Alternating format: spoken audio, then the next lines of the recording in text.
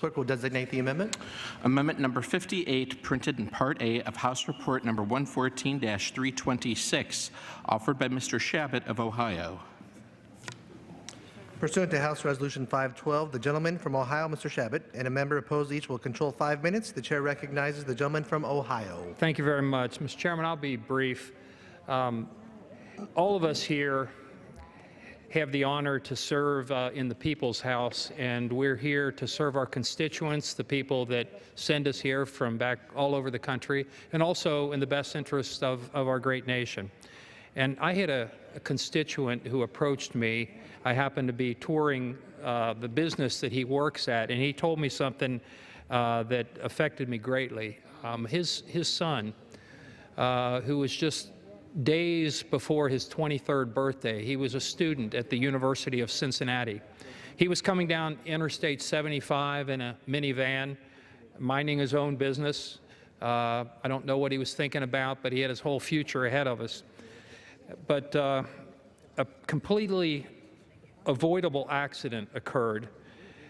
A wheel that was so rusted it broke free from a big rig, crossed the median, and struck the vehicle he was in and killed him immediately.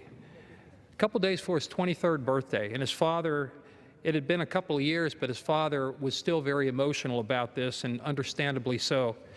And we looked into this situation and talked with a number of our colleagues and did a lot of research on it and worked with the American Trucking Association and the Independent Truckers Association as well. And we came up with an amendment to this particular bill that we're discussing here this evening, the transportation bill. And what it would do is essentially stiffen the penalties for a driver who knowingly operates a commercial vehicle that has a serious defect that results in a fatal crash. Now, what I would like to do, I mean, clearly what we're trying to do is make the public more safe and deal with a family that's been tragically changed forever. They lost one of the most important members of that particular family. And we're trying to do it in a responsible way. And the trucking industry in this country, for the most part, is very safety conscious, and their rates of fatalities has come down, and I commend them greatly for what they're trying to do. But there is a hole in the system right now in this particular situation. This was a rusted thing that shouldn't have been on the road, but and this type of thing doesn't happen all that often, but it happened this time, and it killed my constituent's son.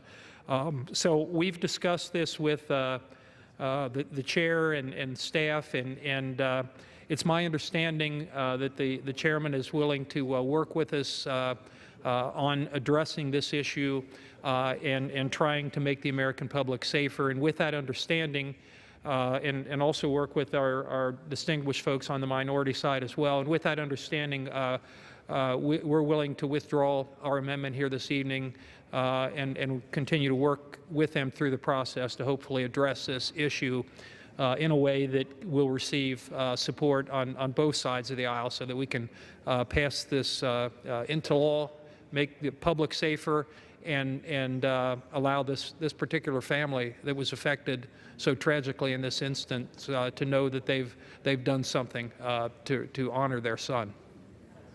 And so I would be happy to yield to either the chair or the gentleman yields and the members. amendment is withdrawn. I would be happy to work with the gentleman on this issue. Again, I would have to oppose the amendment, but I want to continue talking with the gentleman and working. Okay, I thank the gentleman and Yep. Mr. DeFazio. What purpose does the gentleman from Oregon rise? I would claim time in opposition, although I'm not in opposition. Without objection. I certainly want to work. I mean, that's a story that tugs at you, and the gentleman brings before us an important issue, and I think there's a way to get at this. So I'd love to work with the gentleman as we go to conference and see what we can do.